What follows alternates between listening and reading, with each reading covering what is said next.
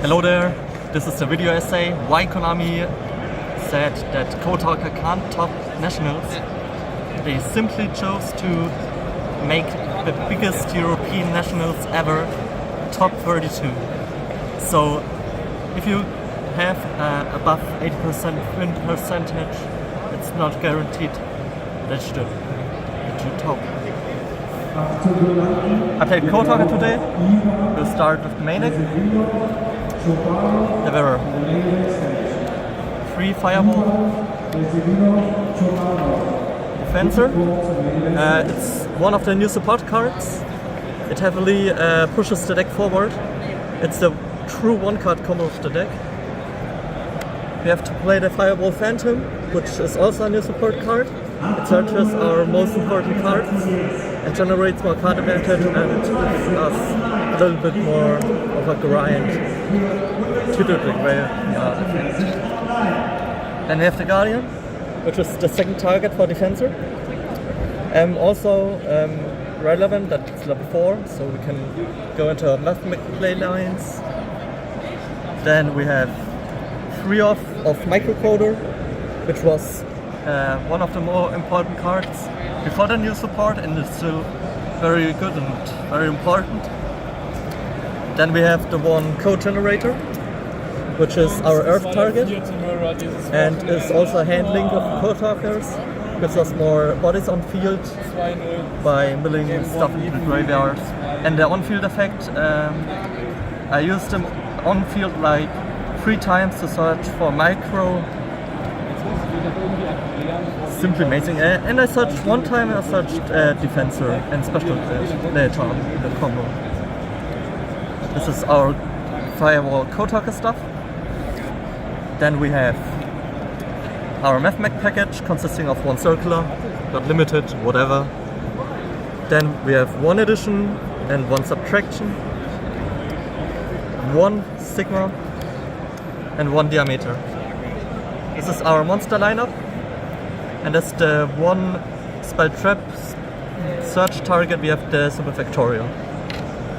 Basically, you search your circular mid combo, and then you simply set up the diameter and either the sigma or one of the fire Mathmechs, and then you have Super Factorial alive for opponent's turn to omni-negate. And going second, it's simply good stuff, push through interruptions, set up, put your opponent under pressure, because access to code can always come at this point.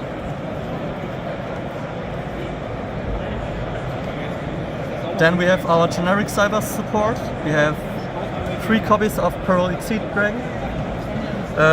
Beautiful card. It never bricked.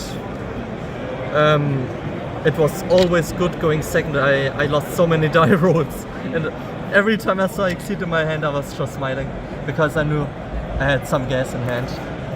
Then 1 Dotscaper. This is our code generator target mainly. I drew him very often in the starting hand, but whatever. It is what it is. Gachiri. I never used him to summon access code protected, because I never had a play line for it. But I used him a couple of times for forcing out my opponent using something like enemy controller or the smashers early. So it was pretty good. This was all of the generic support. Then we have our spell traps. We have 1 codec, which is one of the more important cards in the deck. It generates card advantage if it gives you more gas going second. But I don't want to see multiple copies of it. Then we have 2 of mining. My call was that Kashtira is still one of the most popular decks, and mining doesn't work under Rise Hard, and it's searchable, so I cut it to 2. But I instead run 3 of the Small World. The difference in playing like mining and Small World in terms of consistency is very marginal. It is completely irrelevant. Search for Hand Trap came up like 2 times, so yeah, the ratio was pretty good. As the last flag spot, I played double triple tactics. It came up very often. The ratio was perfect. We wanted to sometimes spot every game, so pretty good.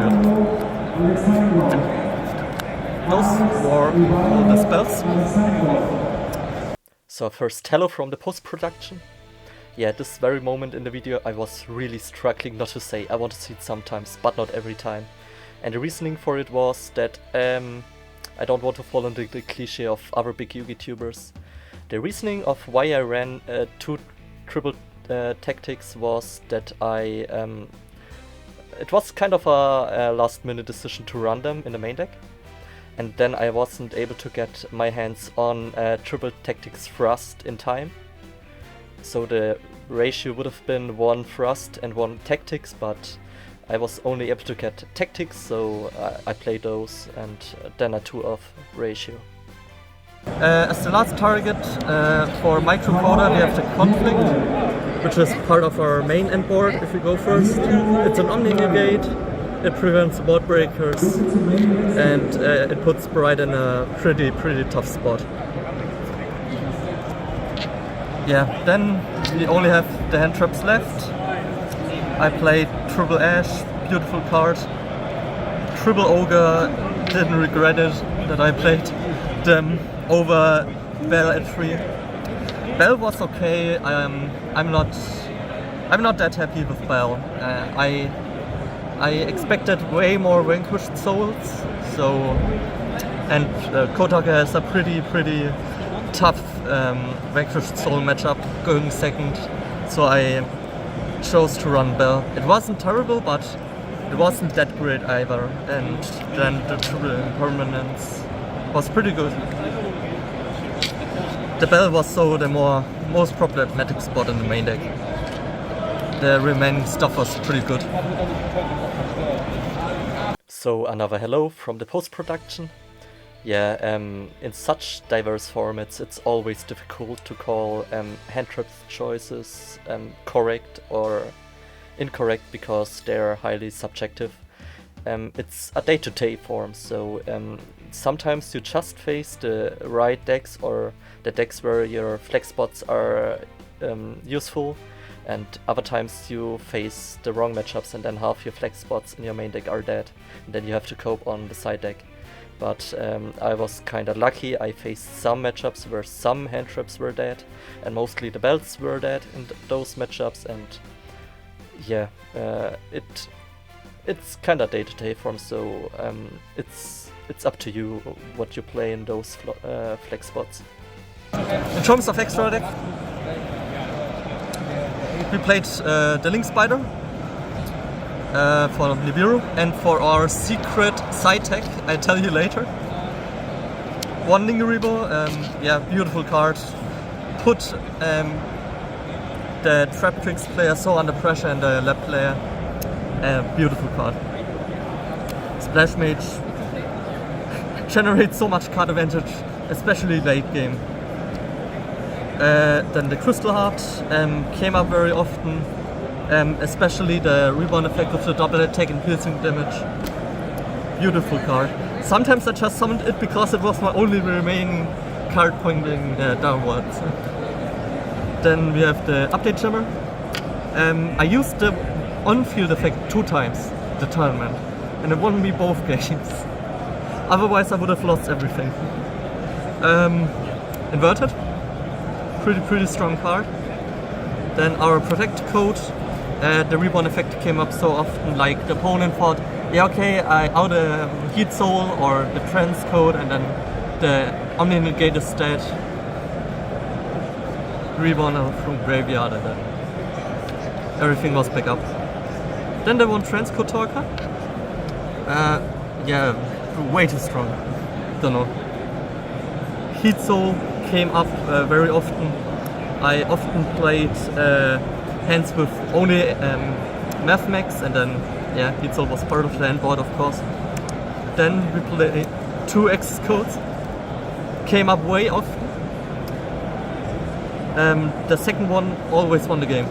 Like the opponent interrupted the first one because yeah, it's obvious hit point going second, and then the second one,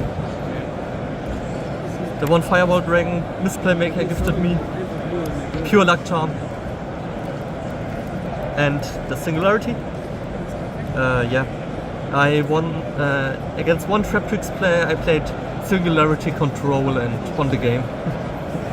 And for the Mathmech, one location for the Super Factorial and the Inversion. Nothing more to talk about. I missed like the normal code talker, the link to the points upwards and downwards. A couple of times, like in 2 games, I would have won me the game. But the Link Spider was more important. So for the side deck, the most important card that carried the whole deck was the Halo Halo. So the thought process behind it is you bought it in, your opponent is confused why you play it, and then you link it off into Link Spider, trigger Exceed, and then you continue your combo as normal. So very, very important card, came up all the times. Then for the remaining stuff, we have the triple Nibiru's. Came up way too often. Some players just don't respect Nib and then they play into it. And sometimes you force them to play into it, and then, especially paired with double hand trap, Nibiru best card. One Caught by the Grave. I drew it 2 times. One time it was irrelevant, and the other time it banished 1 shifter, so it was worth playing it. 1 Duster, never saw that card. 3 Cyclones, saw it 1 time, won me the game then. Triple Dark Ruler, also a good card. I saw it very often and they were always great. And triple Evenly, like I boarded it in so often and such a strong card. Yeah. Do you want to show the standard end board? Sorry? Do you want to show the standard end board? Yeah, the standard end board in the 1 card combo. Is pretty easy. You have the Heat Soul in the extra monster zone. Then you have the Singularity and the Fireball. You have Protect Code in Graveyard. And you have the Conflict set and the Super Factorial set.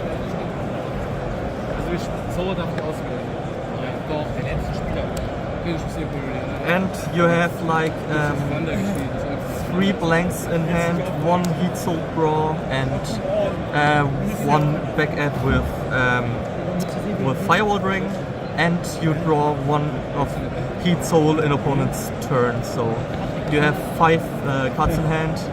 Probability for double hand trap way too high. The 1 bounce of Singularity, the special of Singularity from Graveyard perhaps.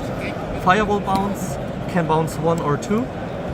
Super Factorial Send and the Omni Negate and the Conflict Omni Negate.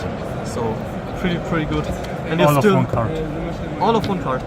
And you still have gas, like you have Link Spider left in extra deck, you have the Update Tremor, you have the Crystal Heart, you have Laplation and the double access codes. And you can simply access Splash Mage via transcode by summoning the Crystal Heart, and just infinite advantage. I was pretty happy with the deck. I'm kinda sad that I can't show how the deck works on stream.